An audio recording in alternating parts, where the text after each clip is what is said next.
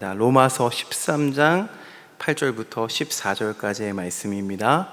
로마서 13장 8절부터 14절까지의 말씀, 저와 여러분들이 한 절씩 교독하시고 마지막 14절은 함께 읽겠습니다. 피차 사랑의 빚 외에는 아무에게든지 아무 빚도 지지 말라. 남을 사랑하는 자는 율법을 다 이루었느니라.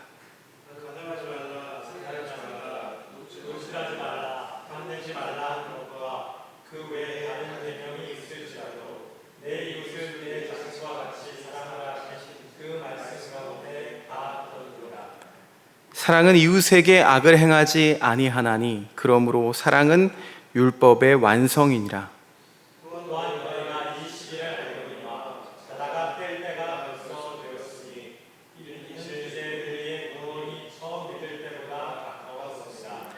밤이 깊고 낮이 가까웠으니 그러므로 우리가 어둠의 일을 벗고 빛의 갑옷을 입자.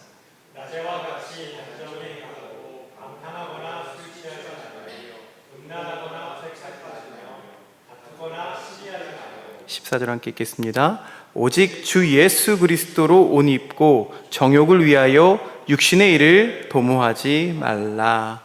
아멘.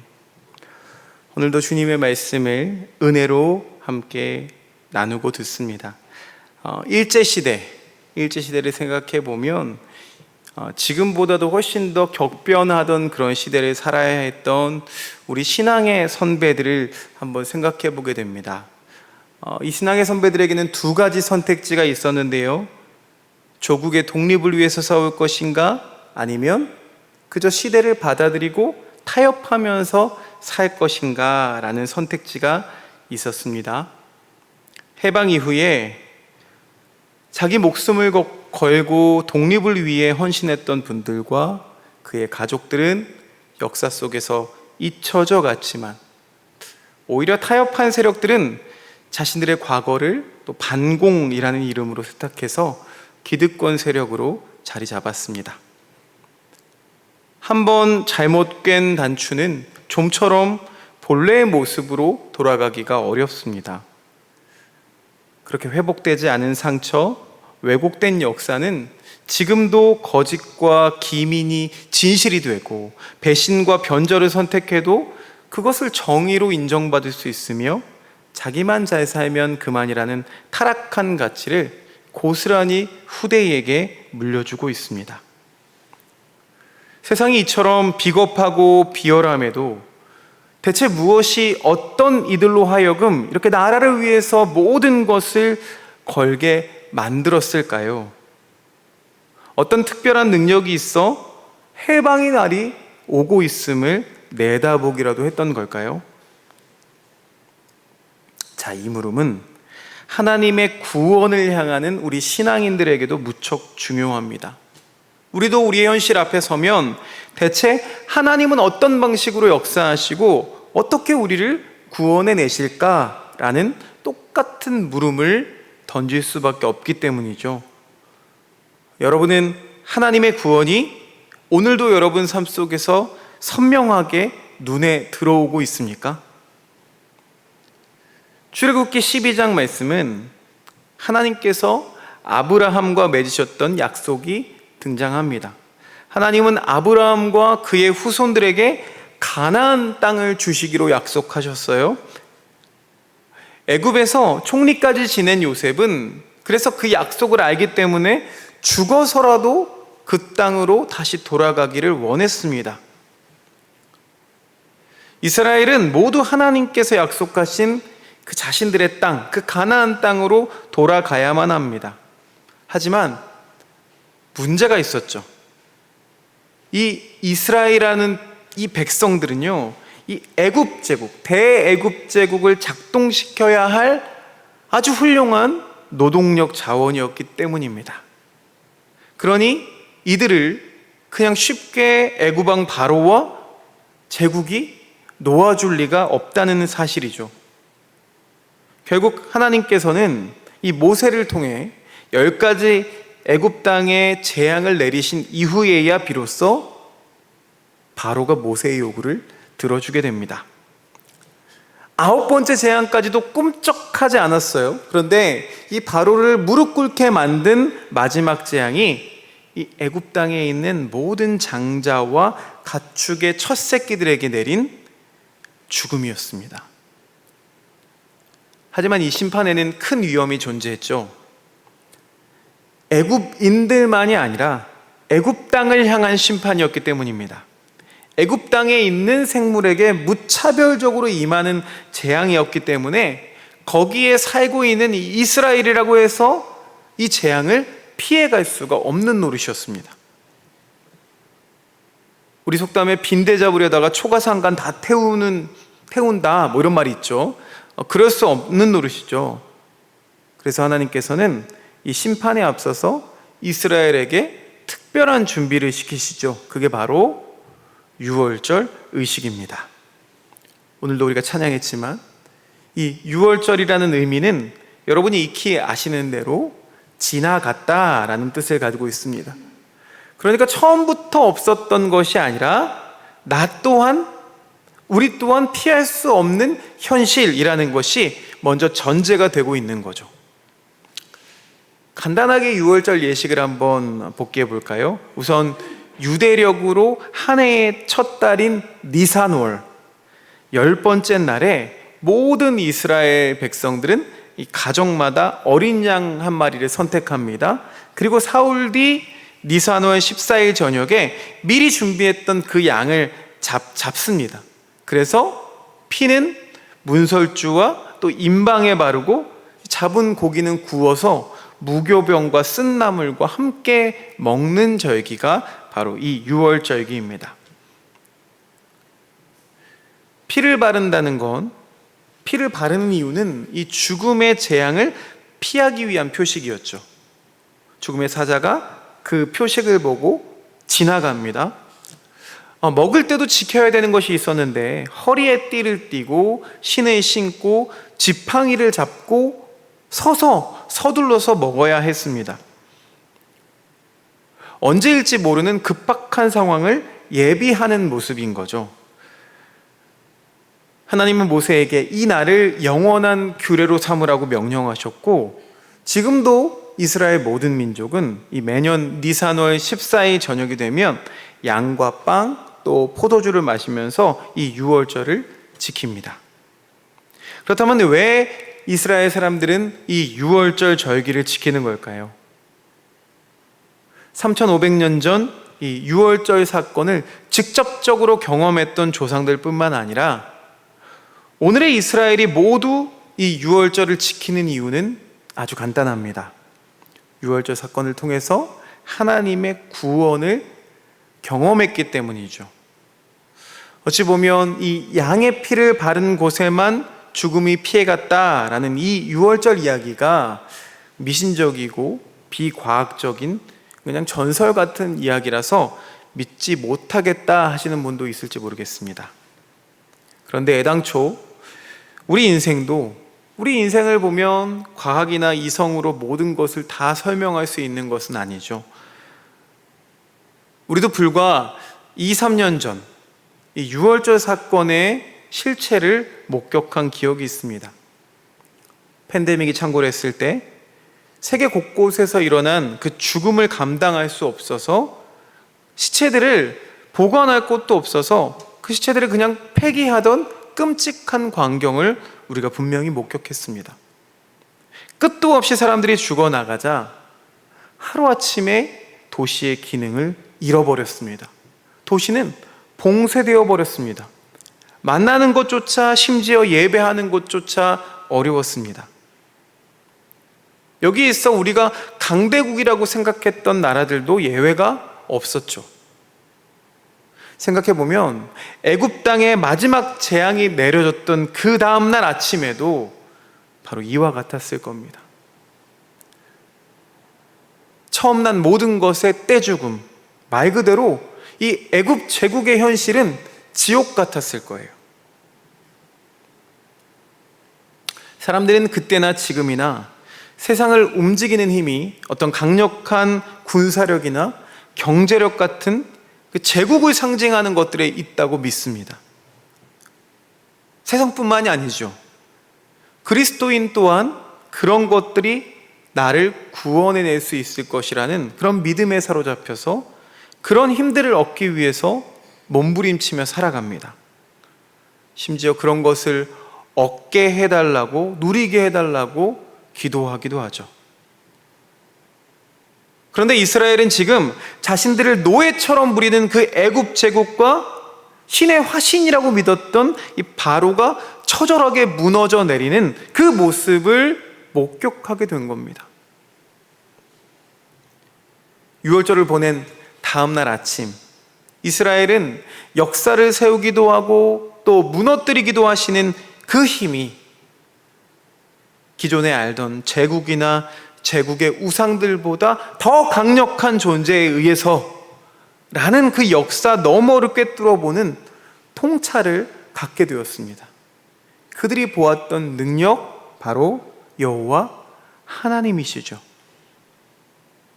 출애굽기 12장 말씀은 우리에게 두 가지 사실을 질문하고 있습니다. 여러분도 함께 답해봤으면 좋겠습니다. 첫째는 하나님은 애굽을 왜 치셨는가? 그리고 두 번째는 실제로 이스라엘 눈에 하나님께서 자신들을 구원해 가시는 방식이 어떤 식으로 비춰지는가입니다. 하나님께서 이스라엘을 구원하신 이유, 뒤집어 말해서 애굽을 치신 까닭은 단순히 이스라엘이 하나님의 백성이니까 자기 백성을 함부로 대하는 그 애굽을 진멸하겠다, 이런 이유 때문이 아닙니다. 실제로 말씀을 우리가 읽어보면요, 하나님께서 이스라엘을 심판하시는 대목이 훨씬 많이 등장하죠. 그러니 바로와 그의 제국인 애굽이 심판을 받았던 까닭은 하나님께서 특별히 이스라엘을 편애하셨기 때문이 아닙니다. 그들이 우상을 숭배했기 때문입니다. 하나님은 창조주이십니다. 또 참된 신이십니다. 이 말은 하나님은 자신을 절대시하고 신성시하는 모든 권력과 문명을 거절하시는 배타적인 분이라는 뜻입니다. 하나님이 이 애굽 제국을 심판하셔야 하는 근본적인 이유가 바로 하나님은 하나님이시기 때문입니다. 그렇지만 첫 번째 유월절 그날 하나님의 심판을 받았던 제국의 우상은 이스라엘이 자리 잡은 이후의 가나안 땅에도, 그리고 오늘 우리가 살아가고 있는 이 시대에도 여전히 존재하고 있습니다. 하나님이 심판하시는 우상이란 이 애굽왕 바로가 자신을 신격화하려던 것처럼 자신을 절대화하려는 모든 시도와 그렇게 만드는 모든 힘입니다. 절대화는요, 다른 것들과 비교받지 않고 경쟁에도 내몰리지 않으려는 그런 시도입니다. 애석하게도 인간 문명의 방향은 늘 자신을 신성화하려는 쪽으로만 강화되고 있습니다. 그리고 이 끝에서 마주하게 되는 것들이 역사에 남아있는 바로 거대한 피라미드를 쌓아 올리거나 또 미라가 되어서 불사가 되고자 하는 어떤 무한 경쟁, 성공 신화, 우리 삶에 옮겨보면 내 자식만 귀하다고 여기는 어떤 이기주의와 갑질로 이어지는 모습들 뿐입니다. 이런 우상이 다스리고 있는 사회에서는 나 말고 타자는 존재하지 않는 법이죠. 타인은 그저 노예처럼 도구와 수단이 될 뿐입니다. 그리고 오직 자신만을 절대화합니다. 하나님이 심판하셔야 할 애굽의 신의 또 다른 이름들인 거죠. 여러분, 지금 이 시간 우리 안에도 이 우상은 얼마든지 숨어 있을 수 있습니다. 우리는 몇 장의 성경 말씀을 통해서 이 출애굽의 역사를 읽고 있지만 실제로 이 450년간 이 애굽의 노예로 살아야만 했던 이스라엘에게 이 하나님의 구원이란 보이지 않는 아득한 일이었습니다. 그런데 이제는 누구나 다 끝났다고 체념하고 절망했던 어느 날 하나님이 그들을 찾아오셨고 애굽을 치시고 그들을 건져내셨습니다. 하나님의 구원이란 하나님의 생각이 우리와 다른 것처럼 우리가 기대하고 바라던 방식으로 주어지지 않는 법입니다. 그래서 신학자들은 이렇게 말해요. 구원이란 어느 날 갑자기 우리 삶에 찾아오는 우연 같다라고 말합니다.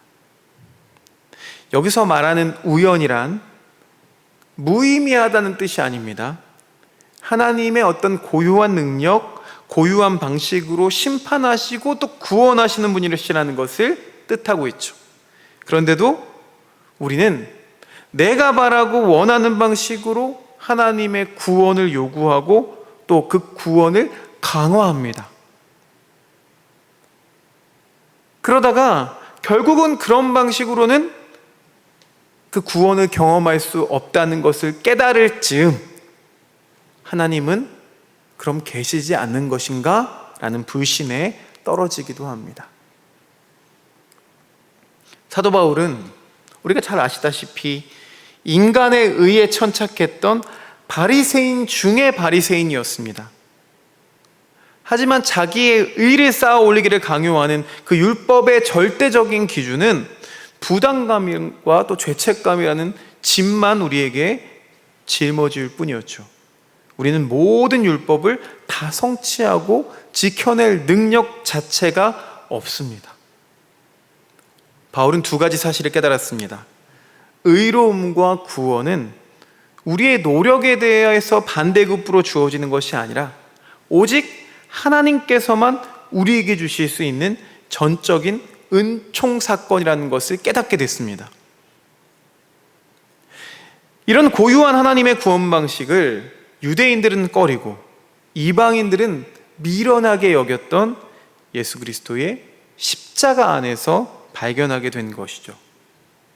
십자가를 통해 누구도 예상할 수 없었던 하나님만이 하실 수 있는 고유한 심판이며 그 구원의 능력이 드러났기 때문입니다. 그걸 알고 나니까 이 사도 바울은 자신이 의로움을 추구하던 그 삶의 방향 전체를 바꿀 수밖에 없었다는 거예요.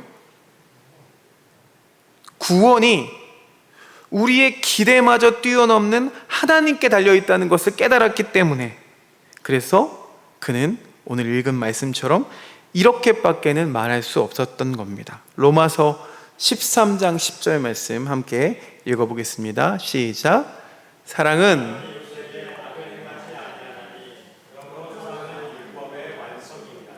아멘. 여러분 믿으십니까? 사랑은 율법의 완성이니라. 이것이 우리의 고백이 됐으면 좋겠습니다. 그런데 바울이 말하는 이 사랑을 어떤 휴머니즘이나 동포의 정도로 생각하면 곤란합니다. 그 순간에 우리는 또다시 이 사랑을 흉내내려는 어떤 율법주의에 또 다른 율법주의에 떨어질 수밖에 없기 때문이죠. 여기서 말하는 사랑이란 하나님의 통치 방식이며 하나님의 임재 방식입니다. 그렇게 읽으면 이 사도 바울의 이 고백은 하나님의 사랑만이 모든 율법을 가능케 할 수 있다라는 고백이 됩니다. 우리는 죽을 때까지 노력해도 이 사랑의 사람이 될 수는 없습니다. 그러나 우리는 사랑으로 역사하시는 그 하나님의 온전하신 통치 그 안으로는 들어갈 수 있습니다. 사랑할 수 없지만 온전한 사랑의 역사로 그 역사 안으로 초대를 받았으니 이보다 놀라운 일이, 이보다 은혜로운 일이 없겠습니다. 마태복음 18장에는 범죄한 형제를 대하는 것에 대한 주님의 말씀이 나옵니다. 선으로 악을 이기고 원수 갚음을 하나님께 맡기라던 이 사도 바울의 이야기랑 자연스럽게 이어지는 말씀인데요. 마태복음 18장 17절 말씀 함께 읽어보겠습니다. 시작. 만일 그들의 말도 듣지 않거든 교회의 말하고 교회의 말도 듣지 않거든 이방인과 세리와 같이 여기라. 저는 이 말씀을 이단에 넘어간 사람들을 대할 때 이렇게 대하라 라고 어렸을 때 배웠던 것 같아요. 하지만 이 말씀 이방 사람이나 세리처럼 여겨라 라는 주님의 말씀, 이 말씀을 우리가 생각해 보면 주님이 너무 야박한 것 같아요. 그러니까 해도 듣지 않거든 그냥 내쳐라 라는 것처럼 들립니다.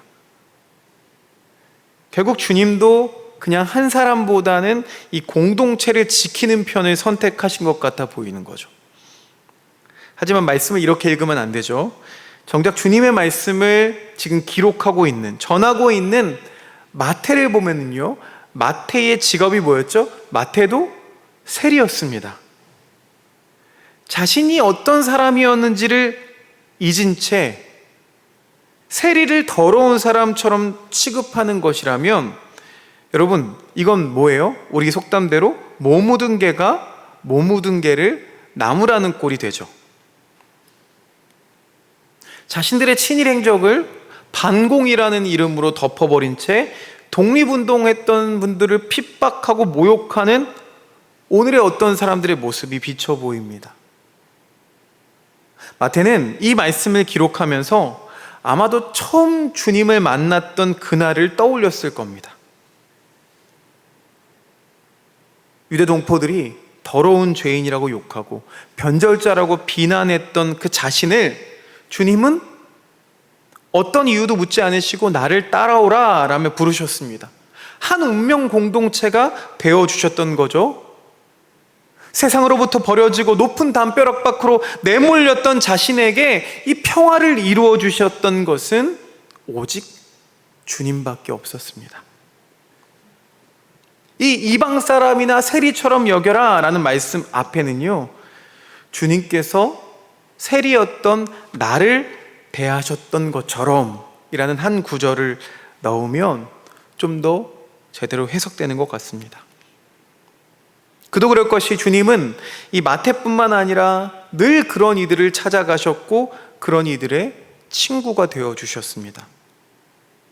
책망하고 꾸짖고 정죄하는 게 아니라 사랑으로만 사람은 변화할 수 있습니다. 마태 본인이 그런 사실의 증인인 셈이죠. 마태복음 18장 18절 말씀 우리 같이 읽어보겠습니다. 시작. 무엇이든지 너희가 땅에서 매는 것은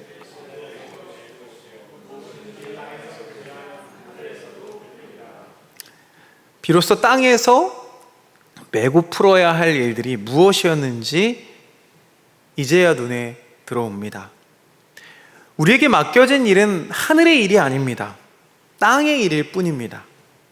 땅에서 마땅히 해야 할 일에 눈길조차 주지 않으면서 하늘을 운운하던 스스로의 모습이 참 부끄럽습니다.